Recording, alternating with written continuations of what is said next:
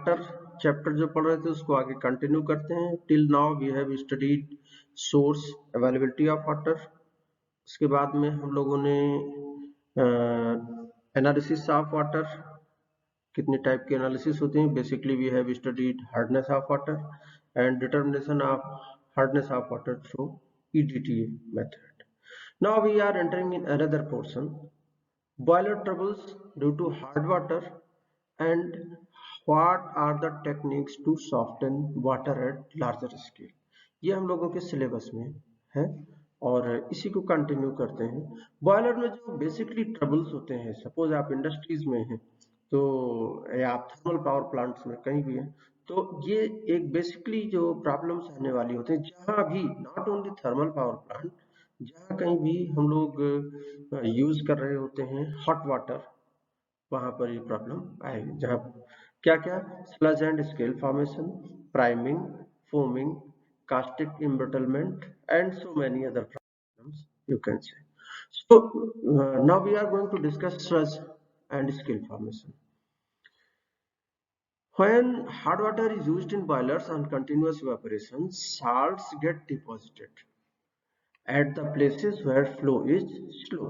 Actually आपको पता है कि कैल्शियम और मैग्नीशियम के साल्ट से हार्डनेस होती है। Hardness, temporary hardness is due to bicarbonates, permanent hardness is due to chloride, sulphates and nitrates of calcium and magnesium basically. So जो बाइकार्बोनेट्स हैं वे क्या है, उनको हीटिंग करने पर जो कैल्शियम का बाइकार्बोनेट है वो किस में कन्वर्ट हो जाता है, कैल्शियम का बाइकार्बोनेट जो है वो बना लेता है CaCO3, CaCO3 बना लेता है, और मैग्नीशियम का बाइकार्बोनेट वो MgOH होल ट्वाइस बना लेता है। We have studied this in previous lecture. पहले इस चीज को हम लोग पढ़ चुके हैं, वो MgOH ट्वाइस प्रेसिपिटेट बना लेते हैं। कई सारे और लोग हैं, ये सब जो क्या है ये प्रेसिपिटेट के फॉर्म में कन्वर्ट हो जाते हैं। तो जब भी कहीं भी ये प्रेसिपिटेट आउट हुए तो जहां भी स्पीड फ्लो की स्लो मतलब फ्लो स्पीड कम हुई वहां पर, या एक अगर स्टेगनेंट बॉयलर है, स्टीम जनरेटर, तो उस बॉयलर में नीचे सेटल डाउन कर जाएंगे, सेटल डाउन करेंगे। If they are loose and slimy in nature then उन्हीं प्रेसिपिटेट्स को हम स्लज बोलेंगे। If they are enough hard and adhere strongly to the inner surface of boiler, मतलब कि जो बॉयलर सरफेस है इस पर वो एक स्ट्रांगली एडहेयर करके चिपक के एक लेयर बना ले तो उसको हम लोग स्केल बोलेंगे। स्लज मतलब थोड़ा सा रिमूवेबल है, स्लिपी है, वही प्रेसिपिटेट, और अगर वो चिपक गया है वो क्या बन गया, scale, layer. Okay, now this sludge can be easily removed by scraping with brush. Sludge चूंकि वो इतनी strongly attached नहीं होती तो उसको तो आप ब्रश से रिमूव कर सकते हो, ठीक, लेकिन स्केल के लिए काफी सारी प्रॉब्लम्स आती है, ठीक। What are the disadvantages of sludge formation, ये आपको जो है हमने लिख दिया, मोर और लेस यही स्केल में होगी, बट जो भी ये डिसएडवांटेजेस हैं वो स्केल में ज्यादा प्रोमिनेंट होगी because they are making a continuous layer, ठीक है। तो ये पुअर हीट कंडक्शन हो जाएगा, difficulty in operation of boilers, ठीक है, and it clogs at the pipe, वहां पे चोक कर सकता है। रिमूवल करने के लिए स्लज को आपको क्या है, सॉफ्ट वाटर यूज करें या फिर कंसंट्रेटेड साल्टी वाटर यूज कर रहे हैं, ठीक, तो स्लज डिपोजिशन जिससे प्रिवेंट हो सके। ओके, स्केल्स जो होते हैं these are hard deposits, I have discussed it earlier, these are hard deposits, okay. और यहाँ पर लो प्रेशर बॉयलर्स में scale formation is due to CaCO3 formation. आप किसी भी पॉट में घर पर भी अगर कंटिन्यूअसली आप वाटर गर्म करते रहते हो उसमें, तो उसमें भी आपको ये स्केल फॉर्मेशन दिखाई पड़ जाएगा, इस तरह से एक लेयर बन जाएगी। हाई प्रेशर बॉयलर्स में जो है वो CaCO3 get converted to soluble CaOH twice, लेकिन जो CaSO4 है ये हार्ड स्केल बनाती है। That may be a good question for you, क्योंकि हाई प्रेशर वाली उस कंडीशन में जो है वो CaCO3 तो सॉल्युबल CaOH ट्वाइस में होगा, लेकिन वहां पर CaSO4, ठीक, CaSO4 का स्केल होगा। लो प्रेशर बॉयलर्स में जो स्केल होगा वो किसका होगा, CaCO3 का होगा, ठीक है। एंड सिमिलरली हार्ड स्केल्स, अगर if silica is present, SiO2 is present, then it will deposit as CSiO3, MgSiO3, calcium silicate and magnesium silicate. So disadvantages, simply you can say कि same disadvantage as it was in case of sludge, but its severity is more, means more prominent you will see in this. Okay, so you can remove scales by wooden scraper or wire brush. उससे आपको properly उसको scratch कराना पड़ेगा, ठीक है। Blow down operation करना पड़ सकता है, ठीक। और इसके अलावा गिविंग थर्मल शॉक्स, आप उसको all of sudden high temperature देख के, जिससे कि वो स्केल्स जो है वो लेयर वहाँ पे टूट जाए, क्रैक हो जाए, ठीक। और chemical treatment with 5 to 10% HCl for carbonates and EDTA treatment और CAMU सॉल्ट, ठीक। इनको रिमूव करने के लिए कर सकते हैं। बॉयलर ट्रबल्स कुछ और होती हैं, और भी टाइप की, एक मैंने बताया स्लज फॉर्मेशन हुआ, दूसरा स्केल फॉर्मेशन हुआ। Another type of boiler trouble is priming. Priming means presence of water droplet with steam. Water droplet जो है स्टीम्स के साथ प्रेजेंट, जहां हमको स्टीम का काम है वहां स्टीम के साथ वाटर ड्रॉपलेट्स प्रेजेंट हो जाते हैं, इसी को हम लोग क्या बोलते हैं, प्राइमिंग बोलते हैं। और priming what is the reason behind this, presence of large amount of dissolved solids हो गए, हाई स्टीम वेलोसिटीज हो गई, सडन बॉइलिंग हुआ, उस केस में वाटर ड्रॉपलेट्स के जाने के चांसेस हैं। और इसको ये भी हमारे लिए ये फोम बनाएगा, अल्टीमेटली हमारे लिए नुकसान है बॉयलर के लिए। और if we want to prevent priming, तो वहां पर आप मैकेनिकल स्टीम प्यूरिफायर्स लगा दीजिए, avoid rapid change in steaming rate, okay, maintaining low water levels in boilers, and efficient softening and filtration of boiler feed water. So priming means formation of droplets along with steam.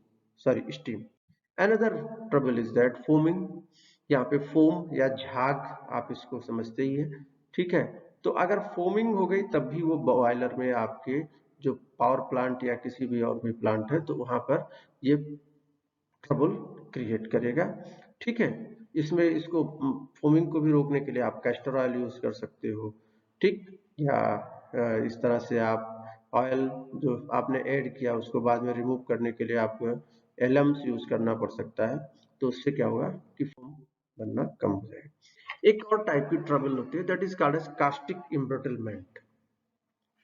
So this caustic embrittlement जो है, ये यहाँ पर क्या होता है, जो treatment किया गया है during for softening of water softening करी गई, तो वहां पे क्या हुआ कि NaOH बन जाता है, and this NaOH damages our boilers.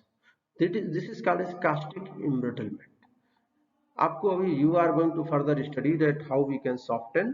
तो सॉफ्ट करने के लिए आपको वहां पर जो है सोडा लाइम प्रोसेस, तो उसमें सोडा यूज करना, बट जो सोडा पड़ा है वह उससे क्या हुआ, NaOH हैज बीन फॉर्म्ड, और वो NaOH फिर फाइनली क्या करने वाला है, आपके जो आपका बॉयलर है, बॉयलर्स को वो डैमेज करेगा। It causes intergranular cracks on the boiler walls, specially at the stress points. जब आप करोजन पढ़ रहे थे तो करोजन आप डीप में, if you have studied in deep, तो ये सारी चीजें क्लियर होती हैं थोड़ा सा और भी, कि जो करोजन होता है वो स्ट्रेस पॉइंट्स पे ज्यादा होता है। Suppose here is a sheet, ये आयरन शीट है, तो इस पर कोरोजन कम होगा। अगर आयरन शीट का बॉक्स बनाया, तो ये बॉक्स जहां पे इसको फोल्ड किया गया आयरन शीट का, इस जगह पर आपको ये बोलोगे कि this is stress point. You may have observe this, कि कोई भी पुरानी ऑब्जेक्ट हुई तो वो एंड्स पे या कॉर्नर पे या जहां पे मोड़ था, ज्वाइंट था, वहीं पे कोरोजन होता है, उन प्लेसेस पे कोरोजन के चांसेस ज्यादा होते हैं, ठीक। तो वैसे ही कास्टिक एम्ब्रिटलमेंट जो है वो इंटरग्रेनुलर क्रैक्स जो इंड्यूस करेगा, ये वो specially at the stress points. Okay, so this is another type of, you can see the method for prevention. Now, water softening. We are going to another. This is very much important कि आप water को soften कैसे करोगे। तो water softening की there are basically two techniques internal treatment and external treatment. Internal treatment of boiler feed water means, internal treatment क्या हुआ कि हम वाटर को बॉयलर में ले जाने से पहले ही उसको क्या करते हैं, ट्रीट कर लेते हैं, so as to avoid such common troubles. जो हमारे पास ये कॉमन ट्रबल्स हैं उससे हम लोग बच जाएं। और वो कॉमन ट्रबल्स हम लोगों ने हमने आपको पहले ही बताया। वो कॉमन ट्रबल्स कौन कौन सी, जैसे आपको अभी ये बताया था हमने, ये वो थी आपके पास scale formation, sludge formation, foaming, ये सारी चीजें कॉमन ट्रबल्स थी। तो इंटरनल ट्रीटमेंट मींस जो बॉयलर में वाटर गया वहीं पे उसको हम ट्रीट करते हैं। अब ट्रीट कैसे करेंगे, we are not going to remove because we have already added it in boiler. तो वहां पर हम कुछ एक सब्सटेंसेस को डालेंगे, और सब्सटेंसेस को डालने से क्या होगा कि वे जो प्रेसिपिटेट का नेचुरल बिहेवियर है उसको रोक देंगे। They will prevent the natural behavior of precipitate.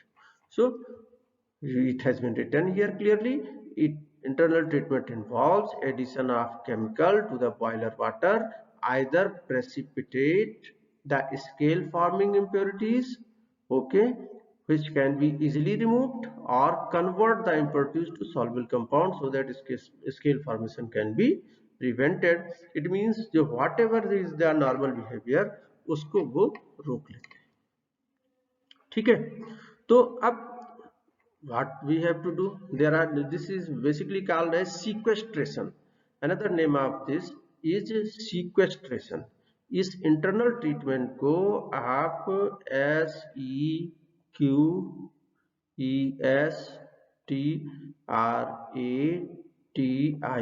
SEQUESTRATION sequestration बोल सकते हो, या इसी को आप कंडीशनिंग बोल सकते हो।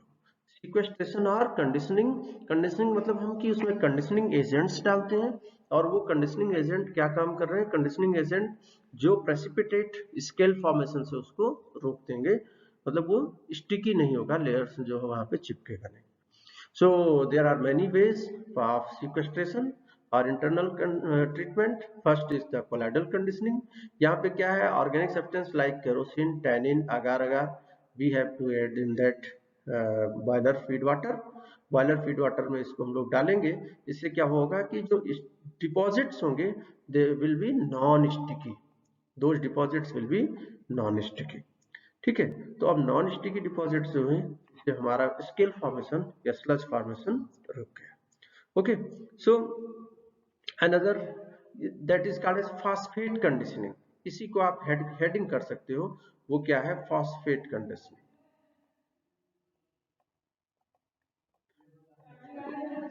फॉस्फेट कंडीशनिंग, तो जो फॉस्फेट कंडीशनिंग है, तो फॉस्फेट कंडीशनिंग जो है वो क्या है कि यहाँ पर अब आप Na2PO4, Na2HPO4, Na3PO4 इन सबको आप हाई प्रेशर बॉयलर्स में यूज करेंगे। यस, अनदर थिंग जो आपका कोलाइडल कंडीशनिंग है that is on in low pressure boilers. जो कोलाइडल कंडीशनिंग है उसको आप लो प्रेशर बॉयलर्स में यूज करेंगे, और फॉस्फेट कंडीशनिंग जो है that is fit for high pressure boilers. Okay, so ये होगा क्या, ultimately they will form various type of phosphates जो कि स्टिकी नहीं होंगे, and those can be removed easily. Another conditioning is carbonate conditioning. In this we have to add some sodium carbonate to that water. अब sodium carbonate है तो ये low pressure boiler में use करेंगे, और होगा क्या, they will form CaCO3 plus Na2SO4, but they can be easily removed, they will be non-sticky and they can be easily removed by blow down operation. Okay, so another is Calgon conditioning. Calgon conditioning क्या हुआ, यहाँ पर Calgon that is sodium hexametaphosphate हम इसको use करते हैं boiler feed water में, ठीक, and scale it reacts with scale forming CaSO4 and forms soluble complex compound. So ultimately you can say that internal treatment is what? Internal treatment is just the treatment of boiler feed water with some of the chemical agents to avoid scale formation और sludge formation, sticky चीजें नहीं बने।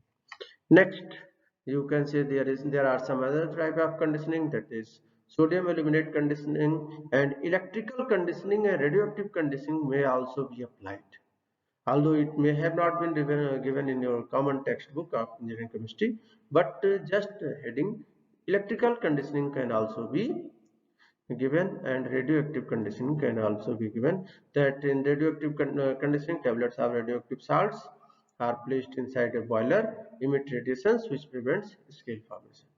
Okay, so there are various ways for internal treatment of water. And external treatment of water means that we have to remove the water hardness before it has been supplied to boiler. Means we have first treated, we have softened the water and then supplied to boiler. Okay, so that such type of water can also be used for drinking purpose also. Such type of may be used in drinking purpose also, because impurities have been removed. And extreme case is that this reverse osmosis water, especially for drinking purpose, because this is too much costly. So external treatment may be lime soda process. That lime soda process may be cold or hot, दोनों अलग अलग use करते हैं. Permuted or zeolite process and ion exchange process. Okay, so these are the actually these what are these are the water softening techniques. Water softening techniques. So thank you, and we will meet in next lecture with lime soda water. That is a very important topic, and that contains numericals also.